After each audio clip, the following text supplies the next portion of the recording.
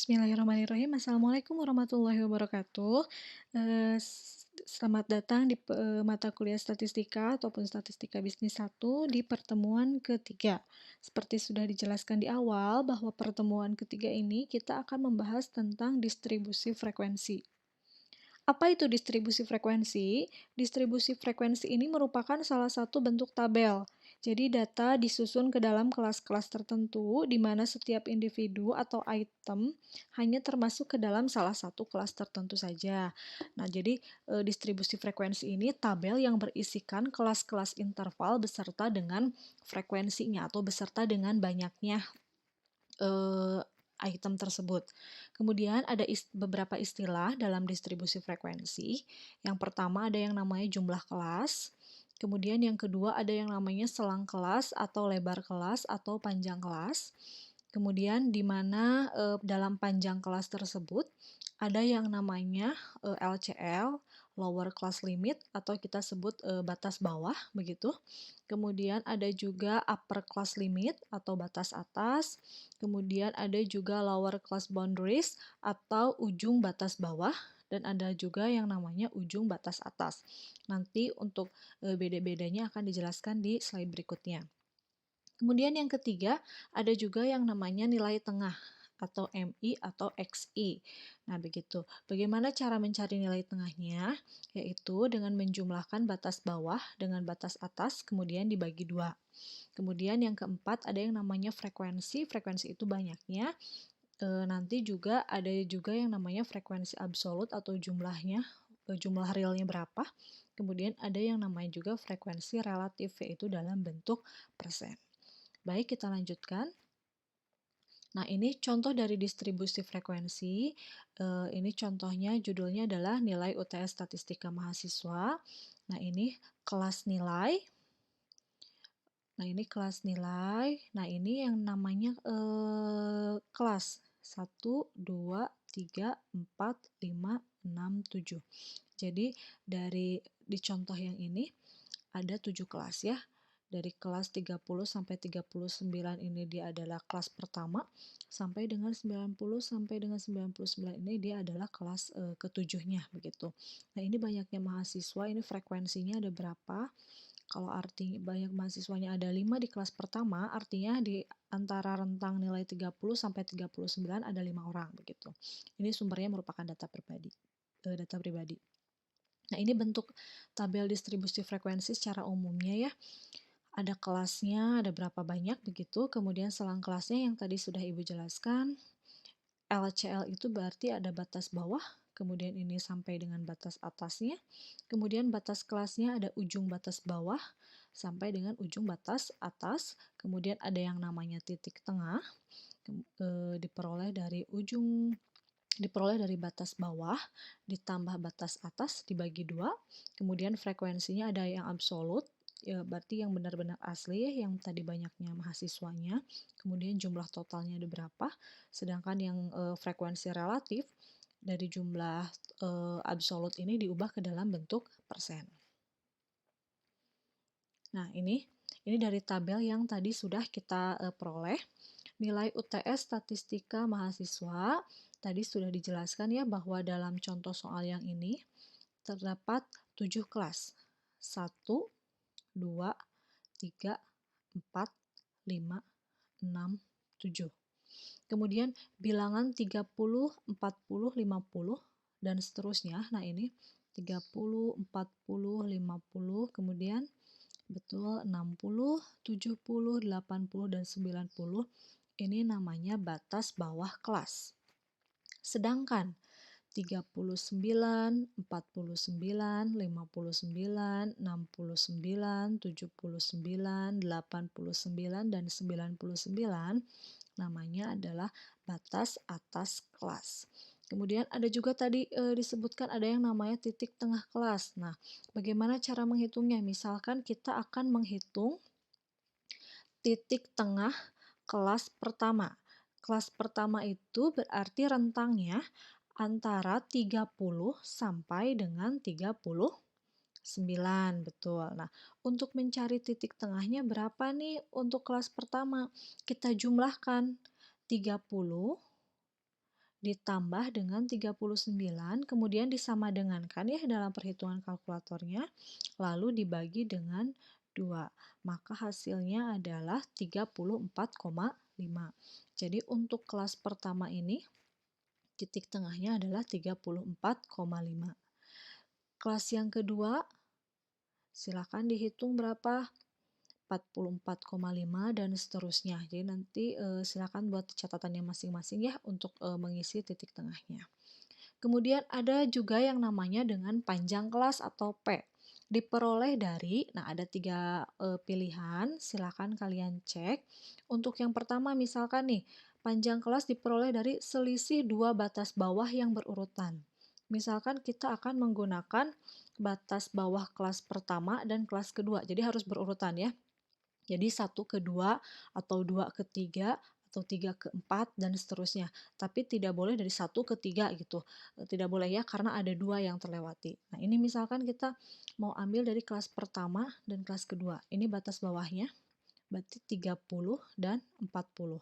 Nah, selisihnya berapa dari 30 ke 40? Berarti 10. Nah, jadi panjang kelas untuk contoh DF ini adalah 10. Atau kita bisa juga menggunakan yang B nih, selisih 2 batas atas yang berurutan. Nah, misalkan kita mau ambil kelas 2 dan kelas ketiga. 2 batas atasnya berarti 49 dan 59. Hitung selisihnya ternyata betul 10. Jadi panjang kelas selisihnya itu antara batas bawah kelas pertama dengan kelas kedua dan seterusnya harus sama juga 10. Begitu juga batas atasnya harus sama juga 10. Jadi 39 ke 49 juga 10 kan? Nah, atau selisih 2 titik tengah yang berurutan. Tadi kita sudah hitung ya untuk titik tengah kelas pertama 34,5. Titik tengah kelas kedua adalah 44,5. Selisihnya berapa? 10. Nah, jadi untuk poin A 10, misalkannya selisihnya, maka poin B juga harus 10 dan poin C juga harus 10. Maka dapat dikatakan bahwa panjang kelasnya benar. Tapi kalau misalkan untuk poin A nih batas bawahnya ternyata 10, tapi batas atasnya 9 dan titik tengahnya 8, itu sudah pasti salah. Jadi kalau misalkan ini 10, maka ini juga harus 10, titik tengah juga harus 10. Begitu seterusnya sampai dengan ke bawah. Ya, kita lanjutkan. Nah, ini yang menjadi poin penting dalam materi distribusi frekuensi ini, yaitu kita belajar untuk menyusun distribusi frekuensi. Bagaimana sih langkahnya? Nah, langkahnya yang pertama, kita harus menentukan rentang atau range dulu, yaitu selisih antara nilai terbesar dan nilai terkecil. Jadi nanti biasanya dalam soal itu diberikan data mentahnya, misalkan data berat badan mahasiswa kelas A misalkan begitu ya. Nah, seperti yang kemarin kalian tugas yang berkelompok itu, jadi kan kalian mendata tingginya Adit berapa nih, tingginya Budi berapa nih. Nah, ditulis, tulis, tulis, tulis. Nah, itu namanya data mentah kan. Nah, kemudian kita mau nyusun nih jadi DF, jadi tabelnya. Nah, kalau ini langkah pertamanya kita harus cari dulu nilai terbesarnya berapa, nilai terkecilnya berapa. Kemudian nanti kita cari rentangnya atau range-nya gitu. Jadi range itu rentang itu nilai terbesar dikurangi nilai terkecil. Nah, kemudian langkah yang kedua, kita harus menentukan banyak kelasnya. Banyak kelasnya harus berapa. Nah, dapat digunakan rumus Sturges, yaitu K sama dengan 1 ditambah 3,3 log N. Jadi K ini adalah simbol dari banyak kelas, sedangkan N ini adalah banyaknya data. Misalkan datanya ada 30 orang yang didata. Nah, berarti ini 1 ditambah 3,3 log 30. Cara menghitungnya, kalian cari dulu log 30 berapa, kemudian kalikan ke 3,3 baru ditambahkan 1. Jadi kita mengerjakannya dari belakang. Langkah selanjutnya, langkah yang ketiga setelah tadi menentukan banyaknya kelas, harus dicari nih panjang kelasnya ada berapa.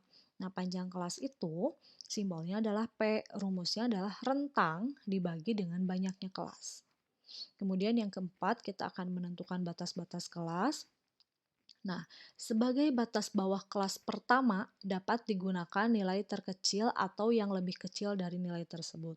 Misalkan dalam data tadi nilai, kan tadi di contoh yang tadi nih nilainya dimulai dari 30. Nah ini, misalkan memang data terkecilnya gitu ya, data mentahnya adalah 30. Nah kalian boleh mulai dari 30 sampai seterusnya, atau yang lebih kecil dari 30 ini, misalkan mau mulai dari 0 juga boleh, atau dari 10 juga boleh, dan seterusnya begitu ya. Jadi boleh pakai data terkecil yang ada pada datanya, atau data yang lebih kecil dari data tersebut. Nah, kemudian langkah yang keenam, memasukkan data ke batas-batas yang sesuai. Jadi kalau tadi misalkan 30 sampai 35, dicari nih di data mentahnya ada berapa orang nih yang dapat nilai 30 sampai 35, masukkan ke kelas pertama, begitu seterusnya. Baru yang ketujuh adalah menyajikan distribusi frekuensinya. Nah, ini kriteria penyusunan DF-nya. Hindari jumlah kelas yang kurang dari 5 atau lebih dari 15. Jadi kalau bisa harus lebih dari 5 tapi kurang dari 15. Kemudian hindari kelas yang semi-semi terbuka. Kemudian jangan juga ada kelas yang saling tumpang tindih. Nah, note nih untuk penentuan batas-batas kelas. Untuk data dengan bilangan bulat itu misalkan yang tadi ya, yang nilai itu, kan itu bulat ya 30, 31, 32, 33, 34, nah itu namanya bilangan bulat ya. Selisih batas bawah kelas kedua dengan batas atas kelas pertama adalah 1. Misalnya, batas bawah kelas kedua adalah 40, maka batas atas kelas pertama adalah 40 dikurang 1, atau sama dengan 39. Kita lihat ke contoh yang tadi, yang contoh DF. Nah ini, lihat, batas atas kelas pertamanya itu 39. Batas bawah kelas keduanya adalah 40. Jadi kalian itu untuk lebih mudah dalam membuat tabel DF ya, kan tentukan dulu batas bawahnya. Kelas pertama misalkan 30, kita ambil yang kecil. Nah, batas bawah kelas keduanya berarti 30 ditambahkan panjang kelasnya. Jadi kalau panjang kelasnya 10, maka 30 tambah 10. Hasilnya 40. 40 itu bukan disimpan menjadi batas atas kelas pertama, tapi disimpan di bawahnya menjadi batas bawah kelas kedua. Kemudian untuk mencari batas bawah kelas ketiga, 40 tambahkan juga dengan panjang kelasnya yaitu 10, jadi 50. Dan seterusnya sampai ini 90. Nah, untuk mencari batas atasnya, yang ini kan berarti masih kosong nih kalau kalian tulis lagi. Nah, untuk mencari nilai batas atasnya, kan kita isi dulu dari batas atas kelas pertama. Untuk menghitungnya, dari batas bawah kelas kedua dikurangi dengan 1, karena ini merupakan bilangan bulat. Begitu, jadi 40 kurang 1 hasilnya 39. Sampai sini mudah-mudahan bisa dipahami ya. Kemudian ada lagi nih note yang kedua.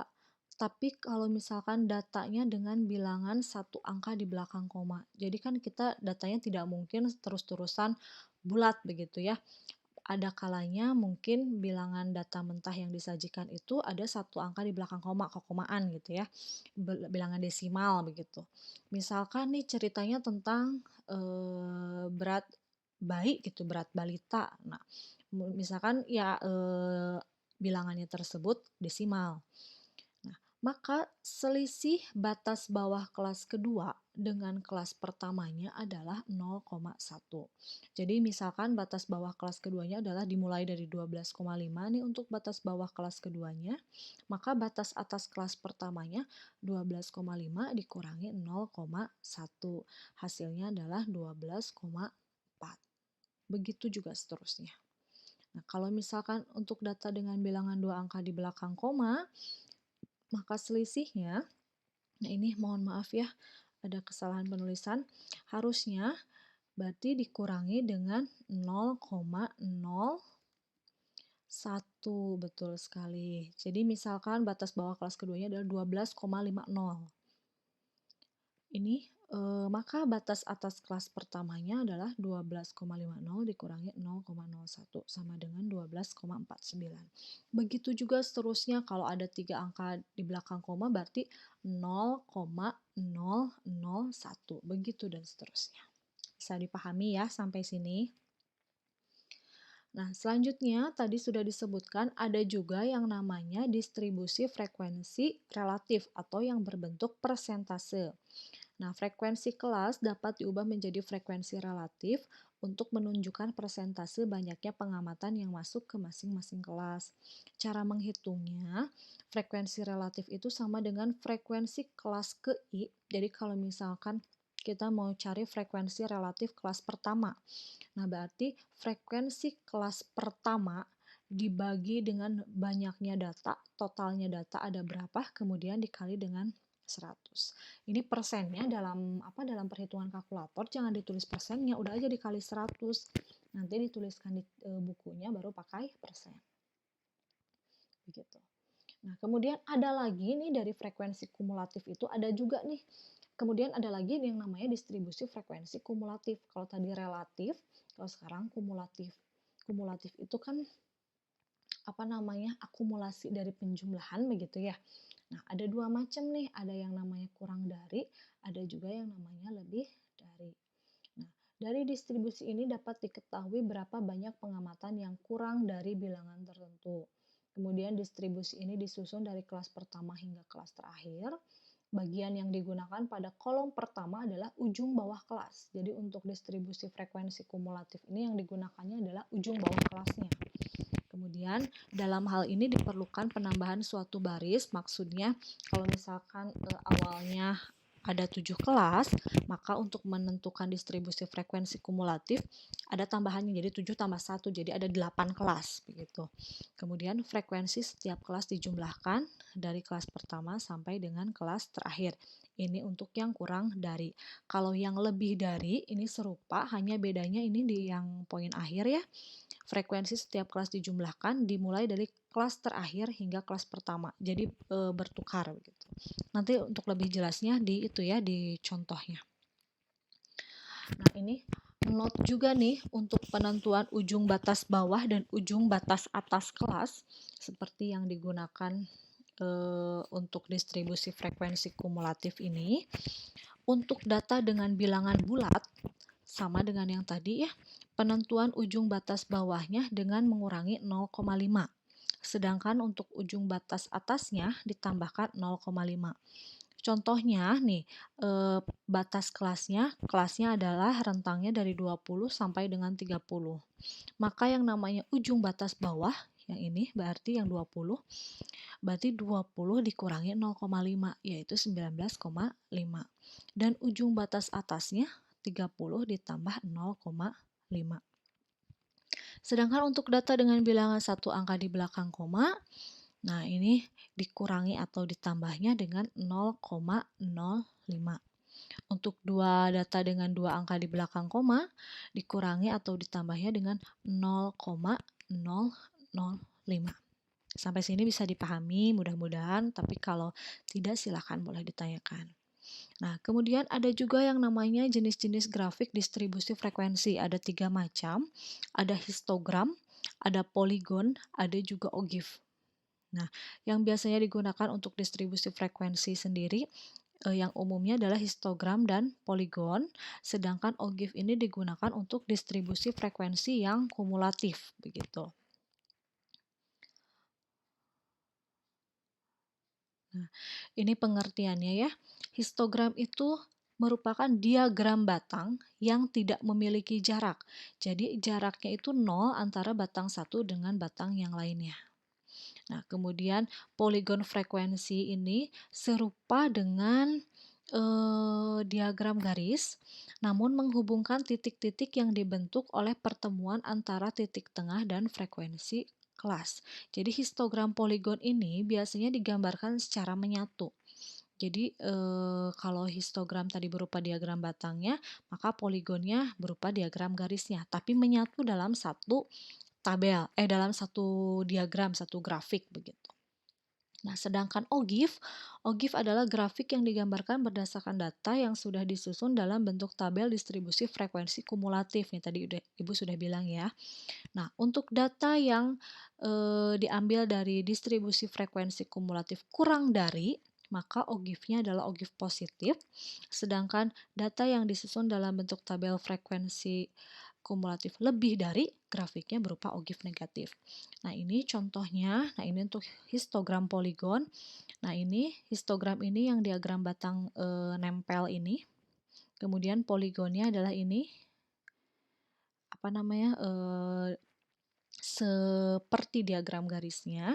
Nah, jadi kalian tinggal tarik titik-titik tengah dari diagram batangnya, kemudian tarik garis. Nah, kemudian ini kenapa sih harus ada tanda ini? Alasannya adalah karena kita memulai gambar tabelnya, gambar grafiknya ini tidak dari 0. Nah, ini kan langsung ke 64,5, langsung masuk ke 64,5. Nah, begitu ini tepi bawah yang digunakannya 64,5. Berarti artinya ada angka dari 0 sampai dengan 64,4. Nah, untuk menggambarkan itu kan kita seharusnya presisi ya menggambarkannya, tapi kan pasti akan terlalu panjang. Nah, oleh karenanya digunakanlah tanda yang seperti detak jantung begini. Cukup menggambar seperti ini saja ya, tidak usah panjang-panjang begitu ya, cukup sampai segini aja. Nah, kemudian ini yang namanya OGIF nih, yang warna hijau ini adalah OGIF positif, dan yang warna orange kecoklatan ini namanya OGIF negatif. Begitu. Nah, sekarang kita masuk ke contoh soalnya. Berikut ini adalah 30 data berat badan anggota suatu gimnasium dalam kilogram. Buatlah tabel distribusi frekuensi dari data di bawah. Nah, ini ada 30 data. Ini satuannya dalam kilogram semuanya. Kita akan membuat ini menjadi distribusi frekuensi. Tadi Ibu sudah katakan langkah yang harus kalian temukan adalah cari yang paling besar dan cari yang paling kecil. Oke, kita lihat di sini yang paling besar adalah ini ya, 80. Kemudian yang paling kecilnya adalah 30. Nah, kalau sudah ketemu baru kita lanjutkan ke langkah selanjutnya, menentukan rentang, kemudian banyak kelas, panjang kelas, dan sebagainya. Nah, ini. Tadi kita sudah ketemu ya, nilai terbesarnya adalah 80, nilai terkecilnya adalah 30. Maka rentangnya diperoleh 80 dikurang 30, hasilnya adalah 50. Kemudian yang ke langkah selanjutnya, tentukan kita banyak kelas ya. Banyak kelas itu kan tadi K ya, itunya apa namanya? Simbolnya 1 ditambah 3,3 log 30, karena 30 banyaknya data ada 30. Tadi seperti Ibu bilang cara pengerjaannya, cari dulu log 30, kalikan 3,3, baru tambahkan 1. Diperoleh hasilnya adalah 5,8. Dibulatkan menjadi 6. Nah, sebetulnya Nak, untuk pembulatan ini khusus di pembuatan distribusi frekuensi, aturan pembulatan kurang begitu berlaku. Jadi seperti kalian ketahui kan kalau 5,8 kalau dibulatkan sudah pasti menjadi 6 ya, aturannya begitu. Namun tidak selamanya aturannya begitu. Jadi kalau misalkan kalian mau buat juga, ini boleh 5,8 dibulatkan menjadi 6 karena 8-nya lebih dari 5. Atau bisa juga dibulatkan menjadi 5. Jadi 5,8 ini yang banyak kelas ini kalian bisa bulatkan menjadi 6 atau 5 gitu. Jadi bulatkan ke atas atau bulatkan ke bawah. Nih, lebih jelasnya kita menghitung di panjang kelas. Panjang kelas itu simbolnya P, rumusnya rentang dibagi banyak kelas. Kalau kalian sudah menentukan banyak kelasnya mau 6, berarti di perhitungan panjang kelas gunakan juga 6. Jadi 50 dibagi 6. Maka hasilnya 8,3. Lihat dibulatkannya harusnya jadi berapa kalau 8,3? 8 kan, karena di bawah 5 kan 3-nya ini. Nah, tapi di sini dibulatkan menjadi 9. Kenapa sih Bu bisa begitu? Alasannya adalah karena pembulatan ini misalkan kita ambil 8 nih. Kalau sesuai aturan misalnya kita ambil 8, ininya 6. Ternyata bisa jadi ketika kalian membuat tabel distribusi frekuensi, data-data yang ini ada yang tidak masuk ke dalam tabel tersebut. Begitu. Jadi kalau misalkan kalian ininya 6 kelas, kemudian panjang kelasnya adalah 8, ada kemungkinan beberapa nilai dalam data ini tidak masuk ke tabel distribusi frekuensinya. Misalkan ambillah contoh, kita mulai batas bawah kelas pertamanya dari 30 ya, sesuai gitu ya. Ternyata nanti itu kalau misalkan kalian ambil hanya 8 kelas, ada kemungkinan nih di kelas terakhir itu nilai terbesarnya yang 80 tidak masuk. Nah, kalau misalkan ada data yang tidak masuk, data mentah ini ada yang tidak masuk ke dalam data tabel distribusi frekuensi, itu artinya salah dan tidak boleh. Oleh karenanya, maka dibuatlah toleransi dalam pembulatannya.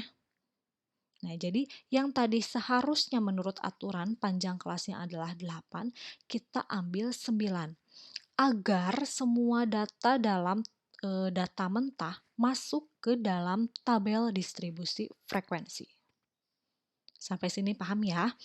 Kalau misalkan Bu, gimana kalau misalkan ambil banyak kelasnya adalah 5 gitu ya, kita ambil bulat ke bawah bukan ini. Berarti 50 dibagi 5, hasilnya adalah 10. Nah, yang 10 juga harus dicek apakah semua data itu masuk atau tidak. Kalau tidak, maka ambillah yang lebih besarnya, berarti 10 atau 11. Jadi ambil yang 11-nya. Begitu. Kemudian untuk langkah selanjutnya, kita buat tabel DF-nya dengan batas bawah kelas pertamanya boleh nilai terkecil pada data. Tadi sudah dijelaskan di awal, jadi kalian untuk batas bawah kelas pertamanya boleh pakai nilai terkecilnya nih yang ini 30. Atau boleh juga nilai di bawah 30. Gitu ya. Nah, kemudian untuk batas bawah kelas kedua diperoleh dari 30 ditambah 9 karena panjang kelasnya adalah 9. Nah, kemudian udah gitu tampilkan dalam tabel distribusi frekuensinya. Nah, ini kelasnya tadi ada 6 kan? 1, 2, 3, 4, 5, 6. Kemudian ini selang kelasnya atau panjang kelasnya, atau kita gunakan yang ini ya, berat badan saja, tuliskan di sini berat badan. Kita mulai dari 30, kemudian batas bawah kelas keduanya, tambahkan dengan panjang kelasnya yang tadi 9, 30 tambah 9 jadi 39, kemudian tambahkan lagi 9, 48, tambah lagi 9, 57, tambah lagi 9, 66, tambah lagi 9 adalah 75. Nah, kemudian untuk batas atasnya sendiri, pengerjaannya tadi yang seperti Ibu sudah jelaskan. Untuk batas atas kelas pertama, diperoleh dari batas bawah kelas kedua dikurangi dengan 1, karena ini bilangannya bulat. Jadi 39 kurang 1 adalah 38. Nah, untuk menentukan batas atas kelas kedua boleh dengan cara yang sama, 48 kurang 1, atau 38 ditambahkan dengan 9, begitu seterusnya. Nah, yang ini batas kelas yang ini untuk menentukan ujung batas bawah dan ujung batas atasnya. Tapi tidak harus selalu muncul ya. Jadi nanti kalian menyajikan distribusi frekuensinya cukup kelas, kemudian ini berat badan dan frekuensi yang absolutnya saja. Tapi ini biar kalian lebih jelas maka dituliskan secara rinci begitu. Nah, untuk ujung batas bawah kelas pertama, karena kalian tahu batas bawah kelas pertama adalah 30 dan ini merupakan bilangan bulat, maka dikurangi 0,5. Sehingga ujung batas bawah kelas pertamanya adalah 29,5. Untuk ujung batas atas kelas atas, ujung batas atas kelas pertama maksud Ibu, diperoleh dari batas atas kelas pertama ditambahkan 0,5. Begitu seterusnya. Kemudian ini untuk nilai tengah, untuk nilai tengahnya 34 diperoleh dari mana sih Bu? Tadi dari batas bawah kelas pertama ditambah batas atas kelas pertama dibagi 2. Jadi 30 ditambah 38, 68 dibagi dengan 2, 34. Kemudian ini 4 ini dari mana Bu? Dari data mentahnya. Cari di data mentahnya Sama kayak dulu waktu SMA ada deh, waktu pelajaran statistika, dicari nih dari 30 sampai 38 tuh ada berapa banyak, ada yang diberi tanda di bulat, dikasih bulatan, ada yang di checklist-checklist, dicakra-cakra, yang begitu loh. Nah, dicari 30 sampai 38 ada 4 orang ternyata. Begitu seterusnya sampai jumlahnya harus benar ada 30. Kemudian untuk yang frekuensi relatifnya 13,33 dari mana? Tadi, untuk yang kelas pertama 4 dibagi 30 dikalikan 100, hasilnya 13,33. Begitu seterusnya dan dijumlahkan harus menjadi 100%. Sampai sini bisa dipahami ya? Oke, nah ini kita buat menjadi histogramnya. Nah, ini dibuat histogramnya, kemudian harusnya dengan poligonnya nyambung. Nah, ini poligonnya dipisah, tapi seharusnya disambungkan saja di sini ya. Jadi, di sini tuh diambil titik, titik, titik, titik, kemudian ditarik garis. Nah, ini harusnya juga tadi pakai tanda kayak tanda detak jantung begitu, karena kita mulainya dari 34. Oke. Bisa dipahami ya untuk histogram dan poligon. Nah, selanjutnya kita akan masuk ke tadi tabel distribusi frekuensi kumulatif. Ada yang kurang dari dan juga ada yang lebih dari begitu. Untuk yang untuk yang kurang dari dulu. Untuk yang kurang dari dulu, kita isikan ini. Tadi kan ada 6 kelas, berarti harus ada jadi 7 nih. 1, 2, 3, 4, 5, 6, 7. Diisi dengan ujung batas bawahnya. Ini kan ujung batas bawahnya 29,5 sampai dengan 74,5. Ini kan sampai 6 ya. Nah, untuk yang ketujuhnya kita tuliskan yang batas atas kelas terakhirnya. 83,5. Nah, untuk mencarinya bagaimana? Nah, sekarang ini kita mau mencari frekuensi kurang darinya ada berapa? 29,5. Kan di sini ya posisinya. Coba kalian lihat ada berapa banyak frekuensi absolut yang nilainya kurang dari 29,5. Ada tidak? Tidak ada ya, jadi nilainya 0. Kenapa Bu kok tidak ada? Karena kan ini, selang kelasnya dimulai dari 30. Jadi kalau ditanyakan ada berapa banyak nilai yang kurang dari 29,5, ada tidak? Tidak ada, karena dimulainya adalah 30. Paham sampai sini? Oke, fokus lagi ya. Sekarang untuk yang nilainya kurang dari 38,5. Ini 38,5 yang nilainya kurang dari ada berapa? Lihat, ada 4. Ya, karena yang nilainya kurang dari 38,5 itu ada di rentang 30 sampai 38. Jadi ada 4. Kemudian mengisi kelas yang ketiganya kurang dari 47,5. 47,5 ini di sini. Berarti yang nilainya kurang dari 47,5 ada berapa? Lihat. Hati-hati jawabannya bukan 8, tapi 12. Jadi 8 ini jumlahkan dengan 4. 8 tambah 4 adalah 12. Kenapa Bu bisa begitu? Yang kurang dari 47,5 ini kalau kita lihat di secara tersiratnya kan pasti kalian nyangkanya dari 39 sampai 47 Bu, yang kurang dari 47,5. Terus ini yang kelas pertama 30 sampai 38 memangnya tidak kurang dari 47,5. Itu juga kurang kan dari 47,5, makanya harus dijumlahkan atau dikumulatifkan atau diakumulasikan. Bisa ya? Sekarang untuk yang kurang dari 56,5, berarti jumlahkan aja nih, 7 tambah 8 tambah 4. 7 tambah 8, 15 tambah 4, jadi ada 19. Yang kurang dari 65,5, jumlahkan 1, 2, 3, 4 dari sini. 4 tambah 8, 12 tambah 7, 19. 19 tambah 4, 23. Yang kurang dari 74,5, berarti 5 kelas di atasnya. Tadi sampai sini tuh 23 ya. 23 ditambahkan 5 jadi 28.